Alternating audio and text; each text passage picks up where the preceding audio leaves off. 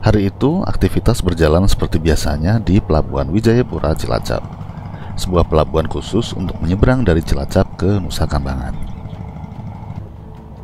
Biasanya, pelabuhan ini digunakan untuk kepentingan transportasi pemindahan narapidana, juga melayani kebutuhan transportasi pegawai dari dan ke Nusa Kambangan.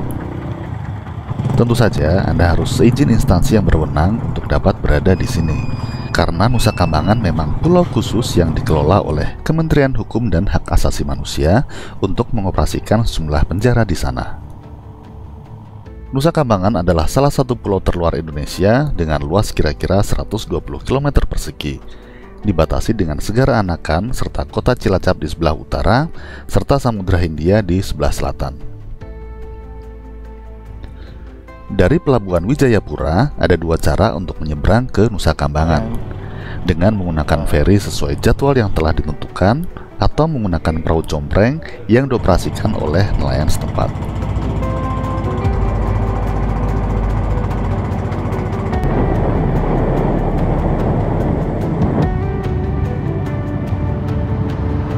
Tidak butuh waktu terlalu lama untuk mencapai seberang. Hanya sekitar 10 menit, kita akan tiba di dermaga Pelabuhan Sodong, Nusa Kambangan.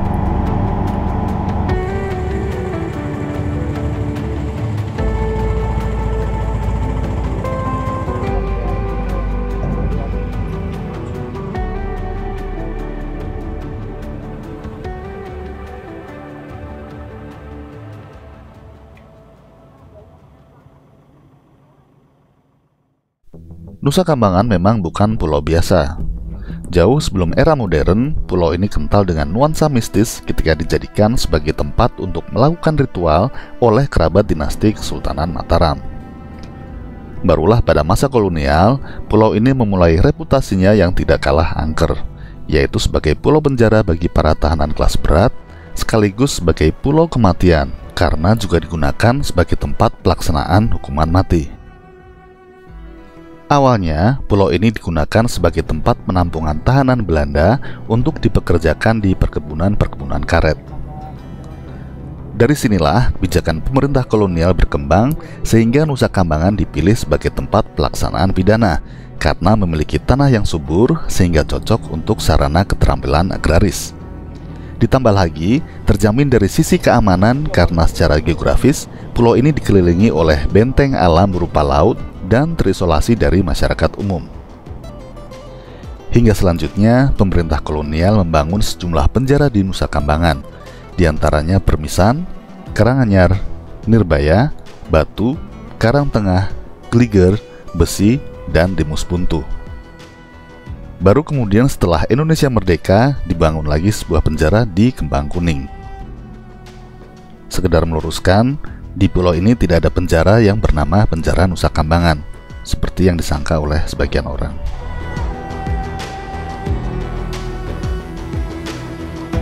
Di masa kini, sebagian dari penjara-penjara tersebut masih berdiri dan dioperasikan, tetapi sebagian yang lain telah ditutup karena sudah usang dan tidak layak untuk digunakan. Namun demikian, karena kebutuhan yang mendesak, dibangun kembali beberapa penjara yang lebih modern, yang sebagian diantaranya menempati tapak penjara yang lama. Penjara-penjara ini memiliki tingkatannya masing-masing, mulai dari minimum security hingga super maximum security. Penjara dengan level super maximum security inilah yang menjadi rumah bagi narapidana dengan tingkat kerawanan tinggi, seperti narapidana terorisme atau gembong narkoba. Dan bagi sebagian narapidana, penjara inilah yang menjadi tempat terakhir mereka berteduh di dunia, karena kelak mereka akan menjemput ajalnya menghadapi regu tembak di pulau ini.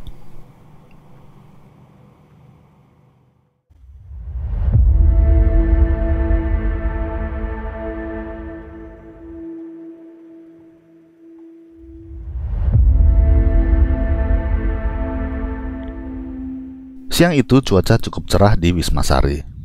Dari sinilah terdapat percabangan jalan ke selatan menuju salah satu tempat yang cukup terkenal di Nusa Kambangan. Itulah jalan satu-satunya menuju Lembah Nirbaya, yang mempunyai sebuah julukan yang mampu membuat bulu kuduk siapapun berdiri, yaitu Lembah Kematian.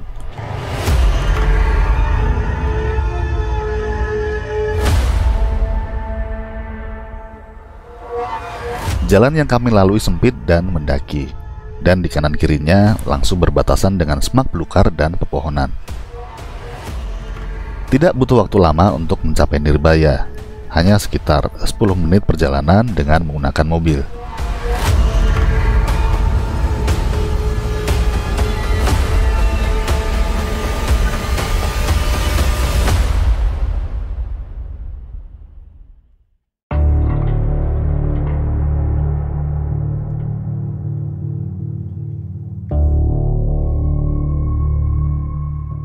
Nirbaya sebenarnya adalah nama penjara warisan kolonial yang ditutup oleh pemerintah Indonesia pada tahun 1986. Sejak zaman kolonial, Lembah Nirbaya sudah dikenal kerap dijadikan tempat melakukan eksekusi narapidana yang menjalani hukuman mati. Bahkan hingga zaman modern, lembah ini juga digunakan sebagai lapangan tembak mati.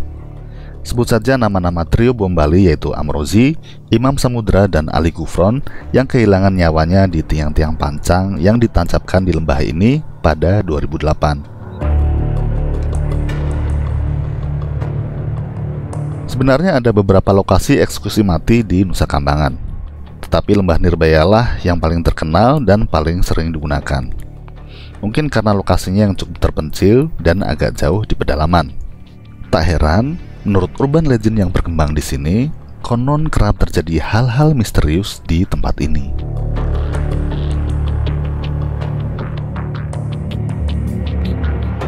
Saat ini, di Nirbaya berdiri sebuah penjara baru menggantikan penjara yang lama yang pernah berdiri di sini. Suasana di sana terasa sunyi bahkan di tengah hari. Di tengah-tengah hutan, suara yang terdengar hanyalah suara-suara burung serta suara lutung atau jenis primata liar dari kejauhan. Saya sendiri tidak terlalu senang berlama-lama di sana, apalagi hingga turun senja, karena rasa-rasanya tidak ada yang mau mendengar tangisan menyayat dari makhluk tak kasat mata penghuni lembah yang konon sering muncul di tempat ini.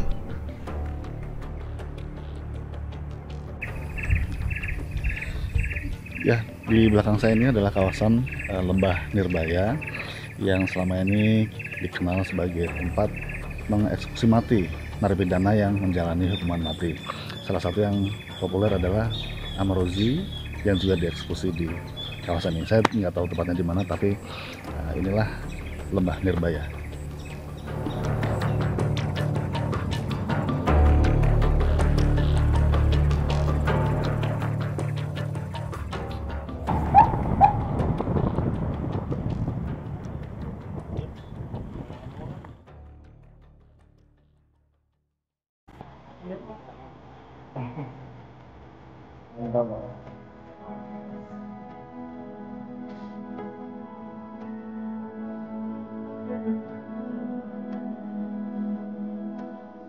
Di luar perannya sebagai pulau penjara, Nusa Kambangan sejatinya adalah pulau yang eksotik. Selain menjadi tempat tinggal narapidana yang sedang menjalani hukuman, pulau ini juga merupakan rumah bagi ekosistem hutan hujan tropis dataran rendah dengan segala keanekaragaman hayati di dalamnya.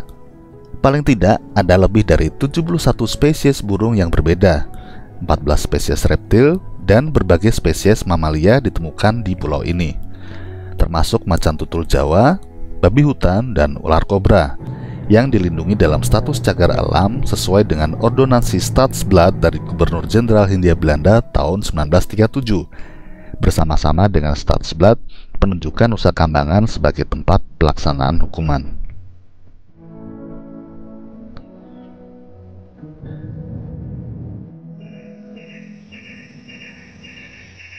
Walaupun diliputi suasana hening yang sedikit mencekam, namun mendengar suara-suara alam serta binatang-binatang liar di kejauhan adalah sebuah pengalaman yang berbeda dengan weekend getaway Anda ke kebun binatang atau ke puncak misalnya. Saya sendiri berkeyakinan bahwa inilah salah satu tempat di belahan dunia yang terbebas dari suara lato-lato.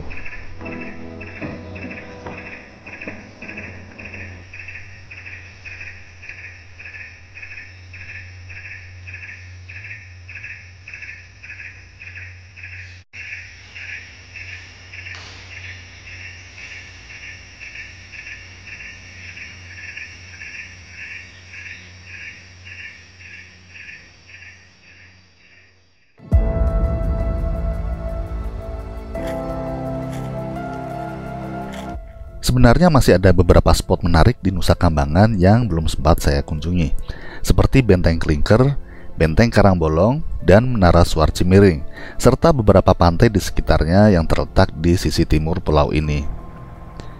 Tapi, bagaimanapun juga, saya merasa beruntung bisa menginjakkan kaki di pulau ini. Sebuah pulau yang meskipun mempunyai sejarah panjang sebagai pulau penjara, pulau ini memiliki sisi lain yang tak kalah menarik untuk dijelajahi, yaitu keindahan alamnya yang menakjubkan dan keanekaragaman hayatinya yang luar biasa. Sepertinya itu saja kisah saya dari Pulau Nusa Kambangan.